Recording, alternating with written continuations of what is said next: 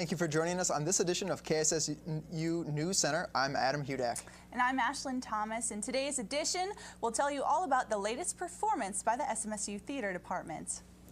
And we're looking for, if you're looking for a fun place to hang out between classes, we've got the answer. But first, it's not too early to start thinking about next year, right, Adam? A home burglary turned into a devastating murder. On Thanksgiving, 17-year-old Nicholas Brady and 18-year-old Haley Kiefer were shot and killed in the home of Brian Smith while trying to rob the house. Hello and welcome back. Ashlinn Thommes joins us now with KSSU Sports. Ashlinn, kind of a disappointing Twins opener yesterday. That's right. They didn't get the W that they wanted at the Target Field yesterday.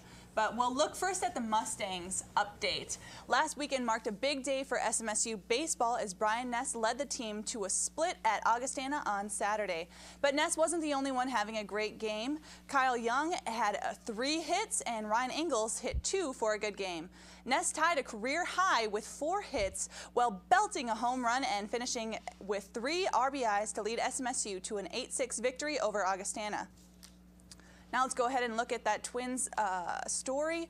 It's the most wonderful time of the year for baseball fans. Yesterday marked the opening day for the 2013 MLB season. This was also the first game to be played at the new Target Field in Minneapolis. Now let's take a look at some of the highlights of that game. Fans were excited to see Triple Crown winner Miguel Cabrera from Detroit playing his first game this year. Here we see a man on second for the Tigers, Prince Fielder, who slaps one inside the bag at third. Cabrera comes in to score as Fielder winds up with a double. Then the bases were loaded for the Twins when Ryan Dumit slashes a single to the left, scoring the Twins' Joe Mauer. Score 3-2 for the Tigers. The bottom of the 7th, bases were loaded, 2 outs, and the Tigers' Al Albuquerque strikes out the Twins' Chris Parmalee, ending the inning. Top of the 8th, 3-2 Tigers with the bases loaded. The Twins' Brian Dunsing uncorks a wild pitch that allows Fielder to score. The final score was 4-2 with the Tigers gaining the win. Joe Mauer finished hitting 2 for 4, and Wednesday, April 3rd, the Twins will get a second chance against the Tigers at the Target Field. And that is our sports update. I'm for Ashlinn Thommes on sports and for Haley Jacobson on weather. I'm Bobby Supensky. And I'm Josh Spreiter. Be sure to join us again on Friday for all you need to know in news, weather, and sports in Minnesota. We'll see you then.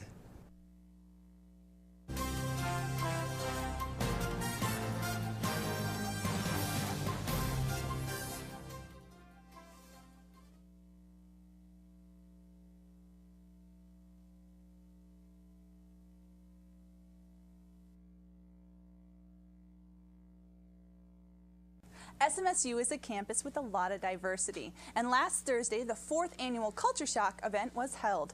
But not all campuses are having the same student-supported attraction to diversity. Oberlin University in Ohio canceled classes on Monday in reaction to a series of hate speech incidences on their campus. Recently, a person was seen on campus wearing a costume resembling that of the Ku Klux Klan. And in February, campus buildings were vandalized with anti-gay and racist messages. The incidences are being investigated by Oberlin Security as well as the city police. And we're now joined by Josh Spreiter on weather. Josh, I hear that we dodged a bullet. Indeed we did, guys. Much of the state saw 8 to 12 inches of snow, so we're kind of lucked out this time. We'll have your full weather forecast after the break.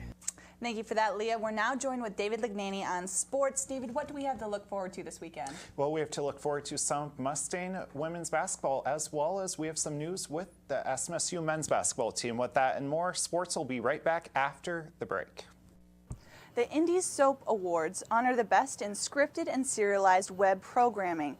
Presented by the Indie Series Network and We Love Soaps, the award show features a mix of daytime and primetime Emmy Award nominees and winners. Broadway stars and rising newcomers from the web community will all be there, along with our very own SMSU representatives, Sheila and Sally Tabaka. For KSSU News, I'm Ashlinn Thommes. Well, a new bill being introduced in Virginia would make texting while driving a reckless driving charge. That's right, lawmakers say that the existing texting and driving laws make it difficult to get convictions and use the law as it was intended. The new law, if passed, would outlaw texting, emailing, searching, and pretty much everything on your phone except for straight-up phone calls. This proposed law looks to be a growing trend among other states as well, as there are climbing rates of driving accidents that are due to texting while driving. Well, you don't have to be from Italy to know of Michelangelo's legendary art. One of the famous artist's most iconic pieces just turned 500 years old. On Wednesday in Italy, people celebrated the 500th anniversary of the Sistine Chapel artwork. Hello, I am joined here with Al Cruz, Minnesota House of Representative for District 16A. We are really excited to be able to interview Al Cruz here at KSSU. Hello and welcome back to KSSU's 2012 election coverage. I'm now joined with Professor Hillary Rasmussen, Assistant Professor of the Speech Communication. Hillary, we are so honored to have you here with us as you give us a faculty's perspective on the on-campus events that were leading up to elections this year at SMSU. Well, David, thank you for the update about the SMSU women's basketball team, and we would like to wish the volleyball team good luck as they hit the road this weekend. Thank you so much for that good weather news, Josh. For Bobby Sufensky on sports and Josh Sprider on weather, I'm Ashlinn Thommes. And I'm Adam Hudak. Thanks for joining us. We'll see you back here again Friday.